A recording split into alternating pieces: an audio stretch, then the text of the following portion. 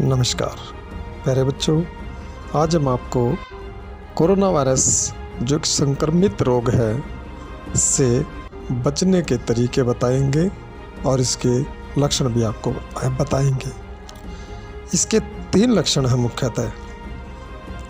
लगातार खांसी का आना, इस कारण लगातार खांसी हो सकती है, यानी आपको 1 घंटे या फिर उससे अधिक वक्त तक लगातार खांसी हो सकती है और 24 घंटों के भीतर कम से कम 3 बार इस तरह के दौरे पड़ सकते हैं। लेकिन अगर आपको खांसी में बलगम आता है तो ये भी चिंता की बात हो सकती है। दूसरा, बुखार।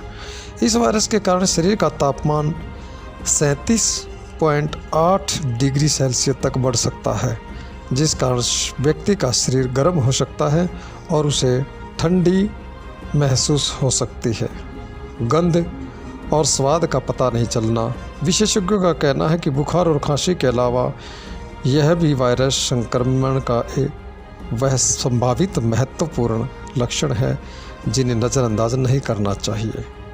ऐसे में अगर आप जिन लोगों के साथ रहते हों उनमें किसी में ये लक्षण हो तो उन्हें घर में ही खुद को सेल्फ आइसोलेट करना चाहिए ताकि यह संक्रमण दूसरों तक नहीं पहुँचे। तीसरा, सांस लेने में तकलीफ़। अगर सांस लेने में किसी तरह की भी कोई परेशानी है तो भी हमें तुरंत डॉक्टर को दिखाना चाहिए। अमेरिकी centres for disease control and prevention CDC इसके मुताबिक ठंड लगना, कंपकंपी महसूस होना, मांसपेशियों में दर्द और गले में खराश होना भी कोरोना वायरस की चपेट में आने के संकेत हो सकते हैं। माना जा रहा है कोरोना वायरस के लक्षण दिखना शुरू होने में औसतन 5 दिन का वक्त लग सकता है, लेकिन कुछ लोगों में ये वक्त कम भी हो सकता है। विश्व स्वास्थ्य संगठन WHO के अनुसार वायरस के शरीर में पहुंचने और लक्षण दिखने के बीच 14 दिनों तक का समय हो सकता है। कब होती है अस्पताल में भर्ती होने की ज़रूरत है, इसके बारे में भी अब हम आपको बताने जा रहे हैं। ध्यान से सुने।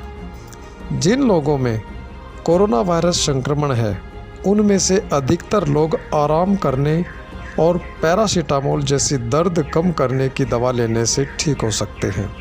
अस्पताल में भर्ती होने की ज़रूरत तब होती है जब व्यक्ति को सांस लेने में दिक्कत आनी शुरू हो जाए।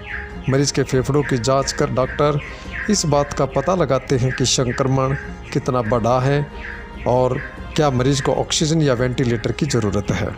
लेकिन इसमें मरीज़ को अस्पताल के आपात विभाग यानी एक्सीडेंट एंड इमरजेंसी में भर्ती होने की ज़रूरत नहीं होती। भारत में स्वास्थ्य एवं परिवार कल्याण विभाग की वेबसाइट पर कोरोना संक्रमण से जुड़ी हर जानकारी दी गई है। ब्रितानी नागरिक NHS 111 की वेबसाइट पर कोरोना से जुड़ी सभी जानकारी ले सकते हैं। अगर मरीज़ को सांस लेने में काफ़ी परेशानी हो रही है तो वो भारत सरकार के हेल्पलाइन नंबर 011-2394-8046 या फिर 24 घंटों चलने वाले टोल फ्री नंबर 1075 पर संपर्क कर सकते हैं। देश के विभिन्न राज्यों ने भी नागरिकों के लिए हेल्पलाइन शुरू किए हैं जहां ज़रूरत पड़ने पर फ़ोन किया जा सकता है। वहीं ब्रिटेन में इमरजेंसी की स्थिति में व्यक्ति 999 नंबर पर संपर्क कर सकते हैं। इंटेंसिव केयर यूनिट ICU में क्या होता है? इंटेंसिव केयर यूनिट अस्पताल के खास वार्ड होते हैं जहां गंभीर रूप से बीमार मरीजों को रखा जाता है। यहां कोरोना वायरस के मरीजों के ऑक्सीजन की ज़रूरत को मुंह पर ऑक्सीजन मास्क लगाकर या फिर नाक में ट्यूब के जरिए पूरा किया जाता है। जो लोग गंभीर रूप से बीमार हैं उन्हें वेंटिलेटर पर रखा जाता है। यहाँ सीधे फेफड़ों तक ऑक्सीजन की अधिक सप्लाई पहुँचाई जाती है। इसके लिए मरीज़ के मुंह में ट्यूब लगाया जाता है या फिर नाक या गले में चीरा लगाकर वहाँ से फेफड़ों में ऑक्सीजन दिया जाता है। अगर कोरोना के माइल्ड लक्षण हो तो क्या करें? जिन लोगों को कोरोना के माइल्ड लक्षण हो उन्हें खुद को 7 दिनों के लिए घर में ही सेल्फ आइसोलेट कर लेना चाहिए। विशेषज्ञों की सलाह के मुताबिक कोरोना के माइल्ड लक्षण देखने पर सीधे अस्पताल जाने से बचना चाहिए, लेकिन ज़रूरत पड़ने पर चिकित्सकों से संपर्क कर सकते हैं। खुद को कोरोना वायरस से कैसे बचाएं? हाँ, खुद को कोरोना वायरस से कैसे बचाएं? कोरोना वायरस यानी कोविड-19 से बचने के लिए आप नियमित रूप से अपने हाथ साबुन और पानी से अच्छे से धोएं। जब कोरोना वायरस से संक्रमित कोई व्यक्ति खांसता या छींकता है तो उसके थूक के बेहद बारीक कण हवा में फैलते हैं। इन कणों में कोरोना वायरस के विषाणु होते हैं। संक्रमित व्यक्ति के नज़दीक जाने पर ये विषाणु युक्त कण सांस के रास्ते आपके शरीर में प्रवेश कर सकते हैं।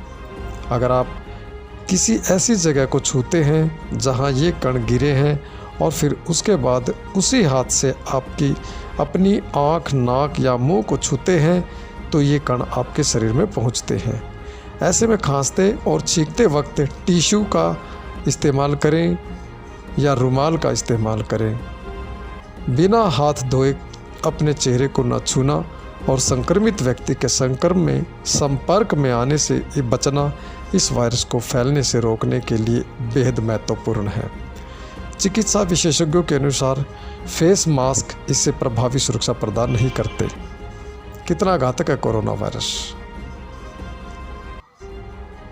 कोरोना वायरस के संक्रमण के आंकड़ों की तुलना में मरने वालों की संख्या को देखा जाए तो ये बेहद कम है।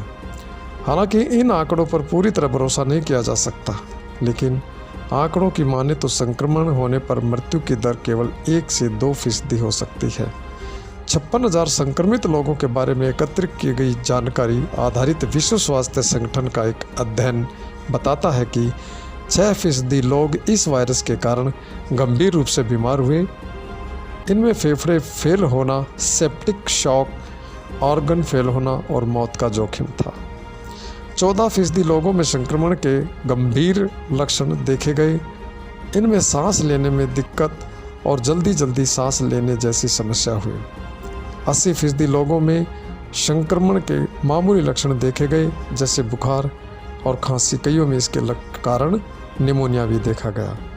संक्रमण के अधिकतर मामले दर्ज नहीं होते। महामारी की शुरुआत में चीन में सामने आए मामले कोरोना वायरस संक्रमण के कारण बूढ़ों और पहले से ही सांस की बीमारी से परेशान लोगों, मधुमेह और हृदय रोग जैसे परेशानियों का सामना करने वालों के गंभीर रूप से बीमार होने की आशंका होती है।